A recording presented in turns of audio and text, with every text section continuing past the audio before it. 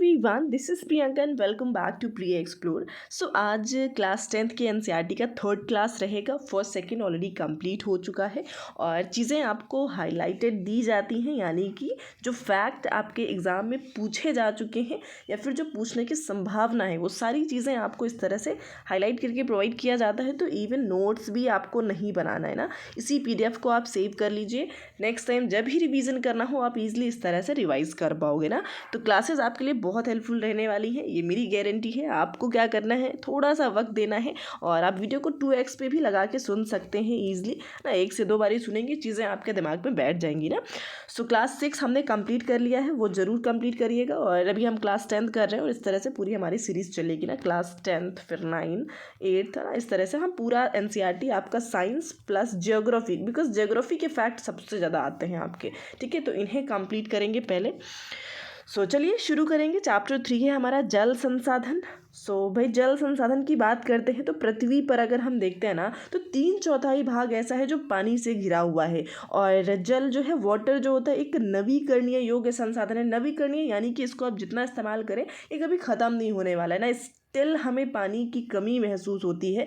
कई ऐसे इलाके हैं भारत में जहाँ पे सूखा पड़ा रहता है ना। तो इसके पीछे का क्या कारण है? देखिए, हमारे अर्थ पे अगर हम देखते हैं तो 71% पे वाटर है और 29% पे सिर्फ और सिर्फ हमें लैंड यानी कि ज़मीन देखने को मिलता है ना। स्टिल कमी क्यों है ना, तो चलिए इसी चीज़ को समझते हैं और इम्पोर्टेंट फैक्ट जो हमारे एग्जाम में पूछे जाते हैं।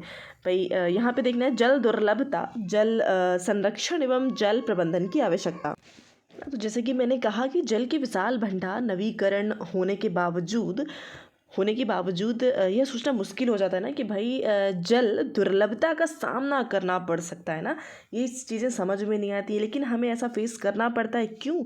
तो इसके लिए क्या है कि परंतु अधिकतया जल की कमी, इसके अतिशोषण, अत्यधिक प्रयोग और समाज के विभिन्न वर्गों में जल के असमान वितरण के कारण से हमें इस तरह की चीज़ें फेस करनी पड़ती हैं, यानी कि वाटर की कमी। अब यहाँ पे आप देखोगे चारों तरफ पानी ही पानी है, लेकिन not a drop to drink, एक भी बूंद नहीं है जो पीने में इस्तेमाल किया जा सके ना। तो इसी को तो जल दुर्लभता कह सकते हैं। भाई एक और इजराइल जैसे 25 सेंटीमीटर औसत वार्षिक वर्षा वाले देश में जल का कोई अभाव नहीं है, और दूसरी ओर वहीं हमारे यहाँ 114 सेंटीमीटर औसत वार्षिक वर्षा वाले देश में प्रतिवर्ष किसी भाग में सूखा अवश्य पड़ जाता है। देश में जल की उपलब्धता और उसके स्वरूप के अनुसार समुचित जल प्रबंधन ना होने के कारण ही वर्षा का जल नदी नालों में तेजी से बह करके समुद्र में चला जाता है, और समुद्र का पानी होता है खारा, जिसे हम पीने में इस्तेमाल नहीं कर सकते हैं,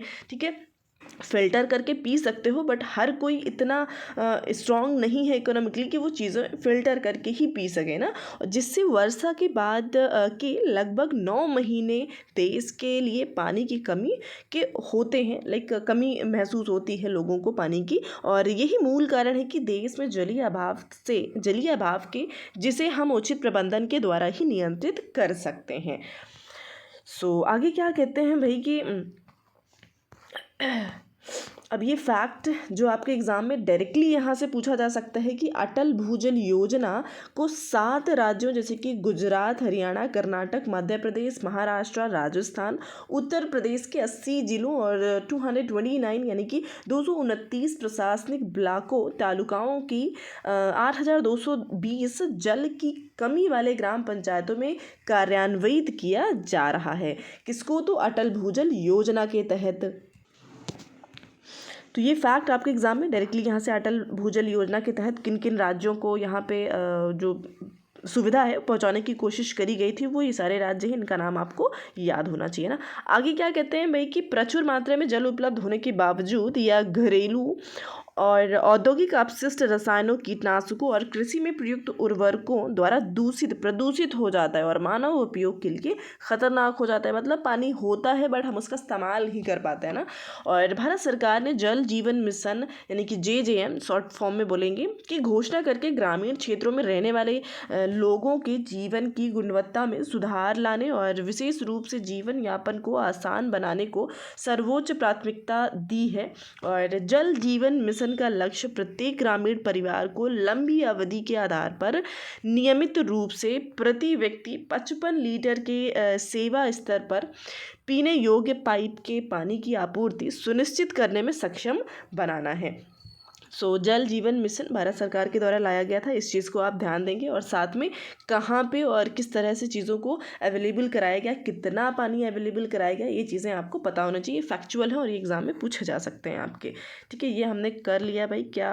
और आते हैं आगे की बहु उद्देश्य परियोजनाएं जो होती हैं, ये होती क्या है ना, ये समझ लेते हैं। भाई कोई नदी है ना, तो नदी का इस्तेमाल जो है मल्टीपल पर्पस में किया जा सकता है। जैसे कि आजकल बांध सिर्फ सिंचाई के लिए ही नहीं, देखिए जो नदी वगैरह होती है उन पे बांध बनाए जाते हैं। ठीक है, डिफरेंट बांध बना दिए जाते हैं डिफरेंट पर्पस से। तो यही कह रहे हैं कि जो बांध बनाए जाते हैं ना, बांध सिर्फ सिंचाई के लिए नहीं बनाए जाते हैं, अपितु उनका उद्देश्य विद्युत उत्पादन, घरेलू और औद्योगिक उपयोग, जल आपूर्ति, बाढ़ नियंत्रण, मनोरंजन, आंतरिक नौचालन और मछली पालन भी है। इसलिए बांधों को बहुउद्देशीय योजनाएं भी कहा जाता है। ठीक है, तो इस वजह से इनको बहुउद्देशीय योजनाएं कहते हैं, क्योंकि बहुत सारे पर्पस हैं जिसमें इंक्लूड हो जाते हैं। एक बांध बनाया गया है तो सिर्फ एक ही पर्पस से नहीं बनता है वो। उदाहरण के तौर पर जैसे कि सतलुज ब्यास बेसिन में, सतलुज और ब्यास के बेसिन में नदी के तट पर भाखड़ा नागल परियोजना जल विद्युत उत्पादन और सिंचाई दोनों के काम में आता है। इसी प्रकार से अगर हम और भी देखते हैं तो महानदी बेसिन में, ठीक है, उड़ीसा में जो महानदी बहती है, उड़ीसा की महानदी बेसिन में हीराकुंड परियोजना, जो कि सबसे लंबी परियोजना मानी जाती है, यानी कि जो हीराकुंड बांध है ये सबसे लंबा है, पूरे भारत का सबसे लंबा बांध है। और बाढ़ नियंत्रण का समन्वयन भी यहाँ पे किया जाता है। उसके बाद कहते हैं जवाहरलाल नेहरू गर्व से बांधों को, जो जवाहरलाल नेहरू हमारे फर्स्ट प्राइम मिनिस्टर थे भारत के, उन्होंने बांधों को आधुनिक भारत के मंदिर कहा हुआ है ना। अगर ये स्टेटमेंट पूछा गया कि आधुनिक भारत का मंदिर किसे कहा जाता है, किसने कहा था, तो बांधों को कहा जाता है और जवाहरलाल नेहरू ने कहा था। उनका मानना था कि इन परियोजनाओं के चलते कृषि और ग्रामीण अर्थव्यवस्था, औद्योगिकरण और नगरीय अर्थव्यवस्था समन्वित रूप से विकास करेगी। ये चीज़ें हो जाती हैं। और एक फैक्ट जो ऊपर रह गया है भाई, प्राचीन भारत में कुछ हिस्ट्री के पॉइंट्स दिए गए हैं जो कि बांध से और झीलों से, नदियों से रिलेटेड हैं, इन्हें भी समझ लेते हैं। जैसे कि पहली शताब्दी में, 1 शताब्दी पहले, अगर इलाहाबाद के नज़दीक श्रृंगवेरा में गंगा नदी की बाढ़ के जल को संरक्षित करने के लिए एक उत्कृष्ट जल संग्रहण तंत्र बनाया गया था। चंद्रगुप्त मौर्य के समय बृहद स्तर पर बांध, झीलें और सिंचाई तंत्रों का निर्माण करवाया गया। कलिंग जो कि उड़ीसा में पड़ जाता है, नागार्जुन कोंडा आंध्र प्रदेश में है, बेन्नूर कर्नाटका में है, कोल्हापुर महाराष्ट्र में है। उत्कृष्ट सिंचाई तंत्र होने के सबूत मिलते हैं वहाँ पे। और अपने समय की सबसे बड़ी कृत्रिम झीलों में से एक भोपाल झील 11वीं शताब्दी में बनाई गई थी। ठीक है, भोपाल झील नाम था, और इनके एमपी में ही रहा होगा ना। 14वीं शताब्दी में इल्तुतमिश ने दिल्ली में सिरी फोर्ट क्षेत्र में जल की सप्लाई के लिए हौज खास एक विशिष्ट तालाब बनवाया था। ये फैक्ट जो आपके हिस्ट्री से रिलेटेड है, एक बारी पढ़ लीजिए, अगर चीज़ें पूछी जाती हैं तो माइंड में रहनी चाहिए ना। ये सारे इंपॉर्टेंट फैक्ट हैं जितना भी हाईलाइट किया हुआ है। और यहाँ पे एक गीत लोकप्रिय है, जैसे कि यह लोकप्रिय भादु गीत दामोदर घाटी क्षेत्र में गाया जाता है, जो शोक की नदी कही जाती है। जो दामोदर नदी है इसको शोक कहा जाता है पश्चिम बंगाल के लिए। क्यों कहा जाता है? क्योंकि ये अपने रास्ते इतनी बदलती है और इसकी वजह से वहाँ पे बाढ़ आता है। ठीक है, दामोदर नदी की वजह से, मतलब लोगों के लिए वरदान भी है और कहीं ना कहीं ये श्राप भी कहलाती है ना। शोक की नदी कही जाने वाली दामोदर नदी में बाढ़ के दौरान आने वाली समस्याओं का वर्णन करता है ना। ये जो आप ऊपर देख पा रहे हो लोकगीत है, वहाँ के लिए प्रचलित है ना, कि हमने आषाढ़ में फसलें बोई, हमने भद्रा में भादु लगाए, बाढ़ से दामोदर फैल गई और नाव इसमें नहीं चलेगी। ओ दामोदर हम आपके पैर पड़ते हैं, बाढ़ का कहर कुछ कम करो, भादु 1 साल बाद आएगा, अपनी सतह पर नाव चलने दो। तो इस तरह से ये है कहाँ पे दामोदर नदी, तो आपके पश्चिम बंगाल में हो जाती है ना। ये क्वेश्चन क्लियर हो गया कि ये दामोदर नदी शोक कहा जाता है किसके लिए, तो कोलकाता के लिए हो जाता है ना, क्योंकि ये बाढ़ से प्रभावित कर देता है, लाइक बाढ़ वहाँ पे लाया था एक तरीके से। और अगला फैक्ट है कि भाई सरदार सरोवर बांध गुजरात में नर्मदा नदी पर बनाया गया है और ये भारत की एक बड़ी जल संसाधन परियोजना है जिसमें 4 राज्य महाराष्ट्र, मध्य प्रदेश, गुजरात और राजस्थान सम्मिलित है। कौन सी परियोजना है? सरदार सरोवर बांध। और नर्मदा नदी पे गुजरात में स्पेशली बनाया गया है, जहाँ से 4 राज्य जो है लाभान्वित होते हैं इससे। अगला फैक्ट है यहाँ पे कि भाई कृष्णा गोदावरी विवाद, जो कृष्णा नदी है, कृष्णा नदी और गोदावरी नदी पर एक विवाद की शुरुआत महाराष्ट्र सरकार द्वारा कोयना पर जल विद्युत परियोजना के लिए बांध बनाकर जल की दिशा परिवर्तन कर कर्नाटक और आंध्र प्रदेश सरकारों के द्वारा आपत्ति जताए जाने से हुई है। इससे इन राज्यों में पड़ने वाले नदी के निचले हिस्से में जल प्रवाह कम हो जाएगा और कृषि और उद्योग पर विपरीत असर पड़ेगा ना। तो ये चीज़ आपको याद होना चाहिए कि कृष्णा और गोदावरी नदी पे विवाद हुआ है, महाराष्ट्र हो गया आपका, और साथ में और भी 2-3 हैं जैसे कि केरल हो गया, और इधर महाराष्ट्र, कर्नाटक और केरल, इन 3 के बीच में ये विवाद देखने को मिलता है, कृष्णा और गोदावरी वाला ना, उसके पानी को इस्तेमाल से लेकर के।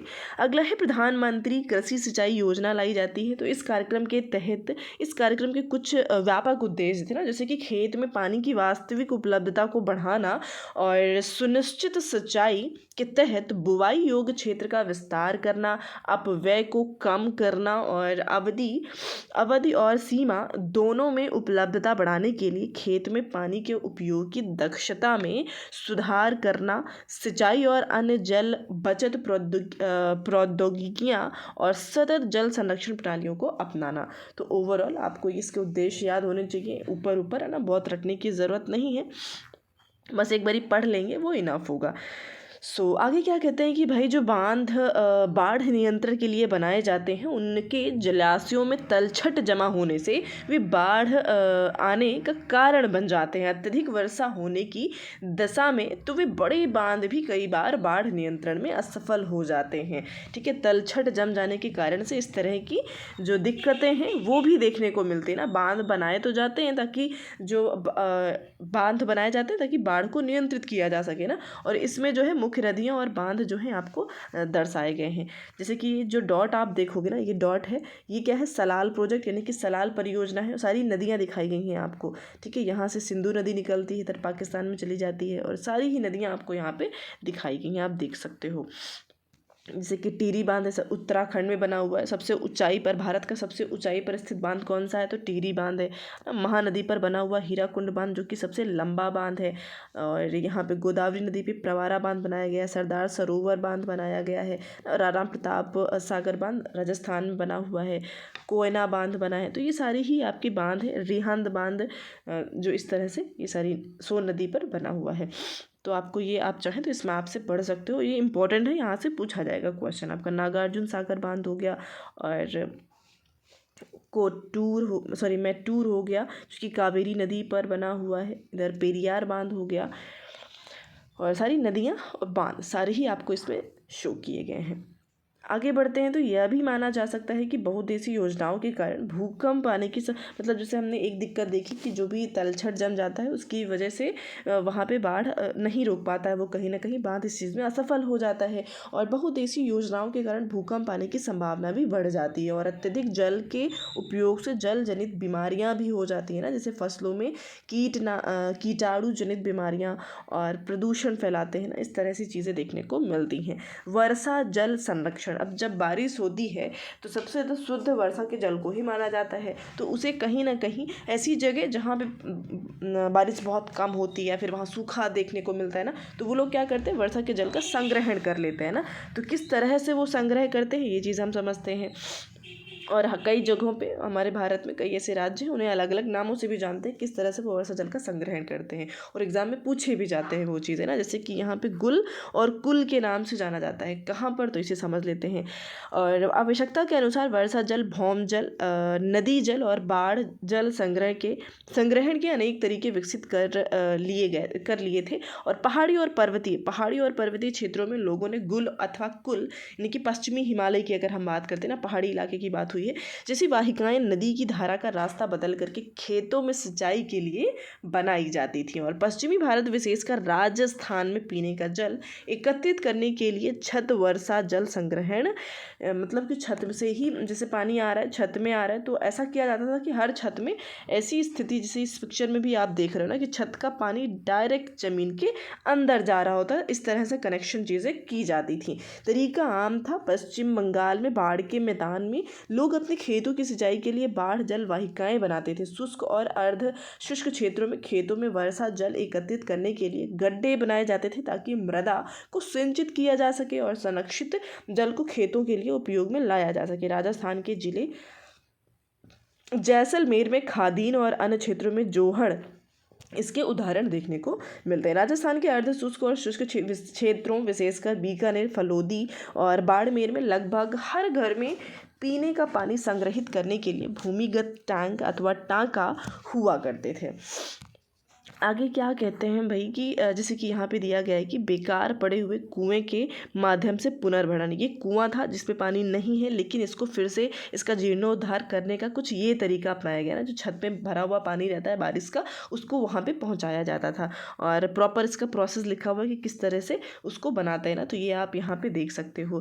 प्लस सेकेंड चीज़ क्या कहते हैं भाई कि जो वर्षा का जल अथवा पालर पानी भी कहते हैं। वर्षा जल को पालर पानी, जैसा कि इसे हम इन क्षेत्रों में पुकारा जाता है, इन क्षेत्रों में कहा जाता है। ठीक है, प्राकृतिक जल का शुद्धतम रूप समझा जाता है, जो कि बारिश का पानी होता है। कुछ घरों में तो टांकों के साथ भूमिगत कमरे भी बनाए जाते हैं, क्योंकि जल का यह स्रोत इन कमरों को भी ठंडक प्रदान करता है, जिससे ग्रीष्म ऋतु में गर्मी में बड़ी राहत मिल जाती है इन्हें ना।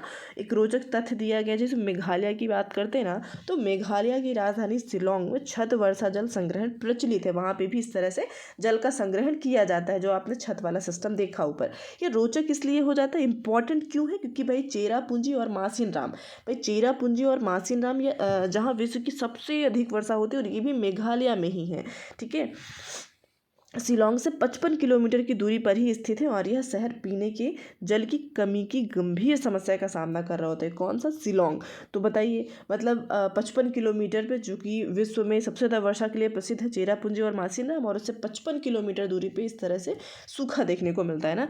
तो ये सारी चीज़ें होती हैं ना, डिपेंड्स ऑन। और अगला कह रहे हैं कि कर्नाटक के मैसूर जिले में स्थित एक सुदूर गांव गंडाथूर में ग्रामीणों ने अपने घर में जल आवश्यकता पूर्ति छत वर्षा जल संग्रहण की व्यवस्था भी हुई। यानी कि कर्नाटका में भी इस तरह से संग्रहण किया जाता है, जैसे कि ये आप पिक्चर में भी देख सकते हो ना, डायरेक्ट यहाँ पे एकत्रित कर सकते हैं पानी को। फिर बांस ड्रिप सिंचाई प्रणाली का भी इस्तेमाल किया जाता है। कहाँ पे? तो मेघालय में नदियों व झरनों के जल को बांस द्वारा बने पाइप द्वारा एकत्रित करके 200 वर्ष पुराना विधि है ये, जो कि प्रचलित है। और लगभग 18 से 20 लीटर सिंचाई पानी बांस पाइप में आ जाता है और उसे सैकड़ों मीटर की दूरी तक ले जाते हैं, और अपने खेतों में बूंद बूंद करके ये पानी इस तरह से पहुँचता है। तो इसका इस्तेमाल कहाँ पर किया जाता है? मेघालय में। ये चीज़ आपको याद होनी चाहिए भाई।